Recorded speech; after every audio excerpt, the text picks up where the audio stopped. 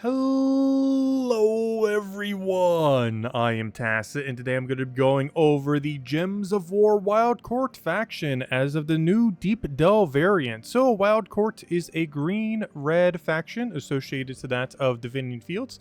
Divinian Fields, as of this update, ends up reaching 24 star, which ends up giving it a additional tribute reward, tribute chance as far as being able to get the tribute itself.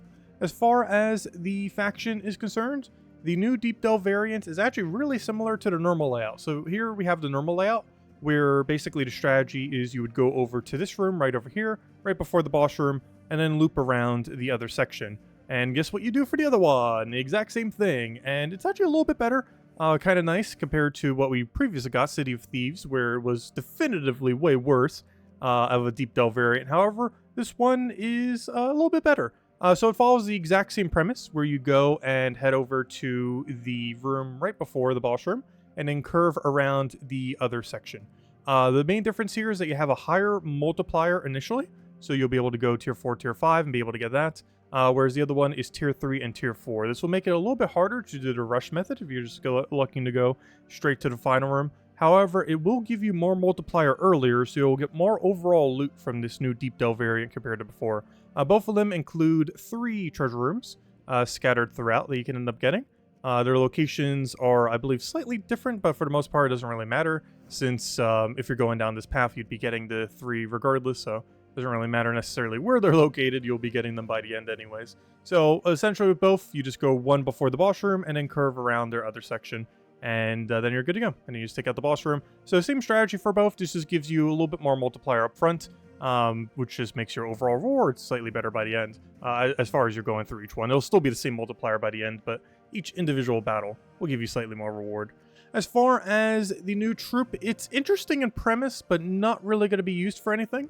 So this is the first troop to have a double hunter's mark. Well, basically, there's only 3 troops in the game, I believe, that have the focus mechanic. And it has potential going forward. It's deal double damage versus things that have Hunter's Mark on them. Of course, Hunter's Mark is already a mechanic that makes them do 2 times more damage to their skulls, and it does stack multiplicitly, so that it is 4 times additional damage. And there's even more multipliers on it, like in Rage. Those also get multiplied together, and you can get some really big damage out of that. For example, in Rage, bringing it up to 6 times overall multiplier, since each one the multipliers multiply with each other. As far as this, it's the first one that has a trait that can apply it, so it inflicts Hunter's Mark when it takes skull damage.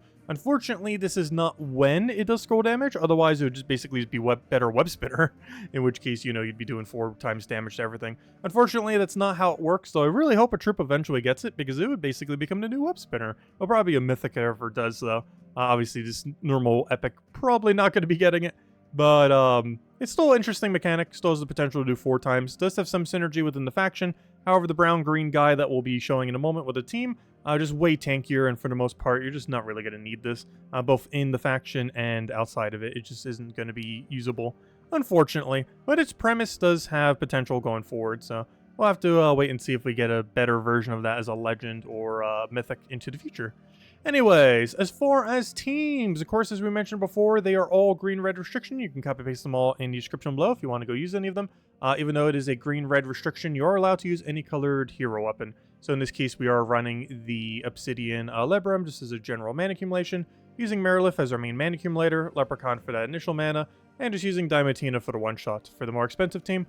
And of course, for the lower rarity team, obviously we have access to Rowanne under green, so we're going just Rowanne quick kill. You can go any mana there or any weapon there that doesn't block Rowanne on mana. This includes things like Black Manacle and Urskia Shield. In this case, we just go with the Black Manacle here. As far as our next teams, for the higher level range, we are going with, oddly enough, this one might actually be lower rarity. It's the weapon that's harder, but the rest of the team's actually going to be lower rarity since this is just stuff from factions. You can get this from the Sunken Fleet faction wherever you want and get these 2 truffles from the Amethyrax faction, so technically this one's almost cheaper. It's only the weapon that makes it a little bit more expensive, but this is a pretty replaceable weapon. You can even just run it without the weapon and probably still be fine. Just a pure elemental team running Truffle Loop. As far as our lower rarity one, though, we have ourselves good old Teslas. So, double Tesla, Holy Saint Astra. Tesla really great running through the entire game. If you don't have Tesla yet, the next opportunity where you can possibly get one, definitely advise doing so. That or just get lucky from keys. But you can get her during a Dana event. She rotates in Soulforge on occasion. And she's just insane for running through the entire game. Does a lot of true damage, scales throughout the entire game based on all enemy armor, and of course also boosts from your own armor, so you can use things like her Scare Shield to boost it up, similar to how you would with a Rowanne team, except Rowanne gains a more concentrated boost from it, whereas Tesla gains it from generally anything having a higher armor, including your enemies, including your own team.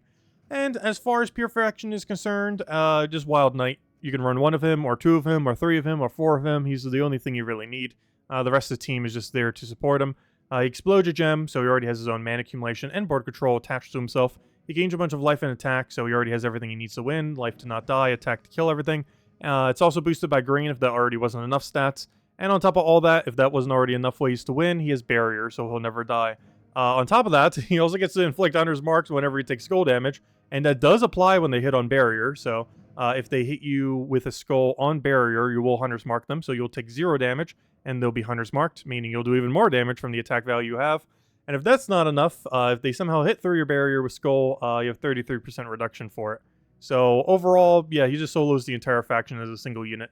You can run 2 of him just in case he somehow dies, and everything else just is for support. Ideally, you may want to go with triple Wendigo. I just did double here in case he somehow miraculously dies of like Death Mark or something, as he will not be immune to those things. But you could always just run Orpheus Metals or something. But this guy just does a bit of AoE. He's a pretty bad legend, however, he is still damage pressure, and he's still an AoE spammer, so you can still end up using it. Also helps you get Hunter's Mark a little bit more consistently without having to wait for the enemy to hit you with skulls. So it'll allow you to take that, I believe, whenever you take red. Yeah, whenever you take red, you end up getting Hunter's Mark there, which just helps do your damage pressure a little bit more with the attack value that you get from Wild Knight. And that's pretty much the game plan. Just kill everything with Wild Knight when you go for a little bit of extra chip damage, and just keep casting this until you win. That is pretty much the entire game plan for the Pure Faction. I would say it's actually among one of the easier Pure Factions of the game. He is really strong, and obviously the AI does not use it anywhere near as good as what a player can. So overall, pretty straightforward Pure Faction, and a pretty straightforward overall faction. If you guys still have any other questions, feel free to leave it in the comment section below. I hope you all have a wonderful, wonderful weekend, and I'll catch all of you guys later. Bye, everyone. Thanks for watching.